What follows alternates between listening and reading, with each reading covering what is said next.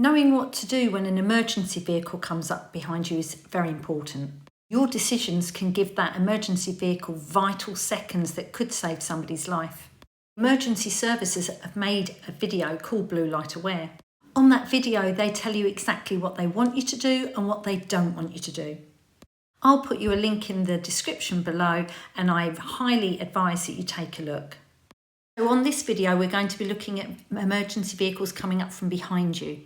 First of all, I'm going to show you the rear cam. I was in an area that had quite a few mini roundabouts very close together. This was rush hour traffic and there was a lot of queues. At this point, I could hear the emergency vehicle, but I couldn't see it. Opening your window a little bit can help you to work out where that vehicle's coming from. Now, because of the queues and the vehicles that I had to give way to kept entering the roundabout and joining the queue, it meant that the white van behind me and the blue one beside couldn't get out of the way to help the ambulance through. In a minute, I'll show you the front view, but you can see myself and the white van behind have made our way round to the next roundabout, and the ambulance is now coming up beside us in the right-hand lane. At this point, I didn't know where the ambulance was going to need to go at the roundabout, so by hanging back, I helped him choose which he actually went in front of me and taking the left turn the same as me. If we take a look at the front, you can see everybody's coming round from the right, which obviously I have to give way to, and they're joining a queue. But a lot of those vehicles that have just gone past could have hung back to allow myself and the other vehicles to get out of the way. As I've come up to this next roundabout, you can see where I hang back and let the ambulance go past. But look at the two vehicles coming from the right that still carried on and went round and joined the queue before the ambulance got a chance to join the roundabout. Even though the ambulance needed to give way to the right, wouldn't it have been better if the two cars had held back before the roundabout and let him come on? On this video, I just turned left at a roundabout. I could hear a siren, but it wasn't until I got to this point that I could see the fire engine. Look how the silver car held back. Brilliant decision. He let that fire engine come round and then he carried on. Now, the fire engine is in the right-hand lane. I'm in the left, but I'm coming up to another roundabout and I didn't know where the fire engine was going to need to go, so I slowed down at this point. This then gave the fire engine the opportunity to pull back into the left lane in front. Now, in a second, we're going to look at the front view and see errors that were made there. So from the front view, you'll see where I've turned left onto the roundabout and joined a queue which was held up by the pedestrian crossing around the corner. Now, as I start to make my way around the corner, that's where I see the fire engine come into view in my mirrors. You'll see that two cars up in front move off to the left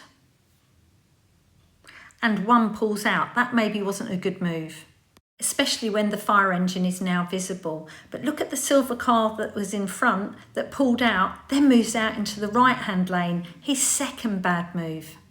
If the fire engine's travelling in the right-hand lane, the last thing you want to be doing is blocking his way by pulling out into the right-hand lane. Let's take a look at the next clip. I was on a lesson. We were in the middle lane approaching a roundabout that was controlled by traffic lights. As you see the ambulance appear in this clip, he turned his sirens off. Emergency vehicles will quite often do this because the last thing they want you doing is jumping a red traffic light. When the siren stays on, people feel pressured and feel that they should move through the red light, but the Blue Light Aware video will tell you not to do that.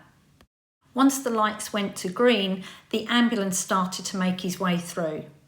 Now, the most important thing was to clear that right-hand lane, because as to where that ambulance was going to go to the roundabout, nobody knew. So this is what it looked like at the front. The left lane and the front lane, when the lights went to green, would be better to stay still, let the right-hand lane clear and let the ambulance come through and choose where he wants to go at the roundabout. You'll see they don't do that. The red car did start to move over, but the better thing would have been to kept still and let him go through. Now imagine you're on a single carriageway like this. If an emergency vehicle was following you, monitor what they're up to. They may turn off to the left or the right and may not even have to come up past you. And if you've got cars following you, bear in mind they're going to have to get past them before they catch you up. So as the cars behind you start slowing down and coming down towards the stop on the side of the road to allow it go past, you can then plan where you're going to wait. Now, the last thing you want to do is start pulling over on the side of the road where the road narrows and it stops the emergency vehicle from getting through. Monitor the oncoming cars and also for any places where the road ahead narrows. There's no point pulling over on the left if it's too narrow then for the emergency vehicle to get past. This is a place where a signal would be helpful.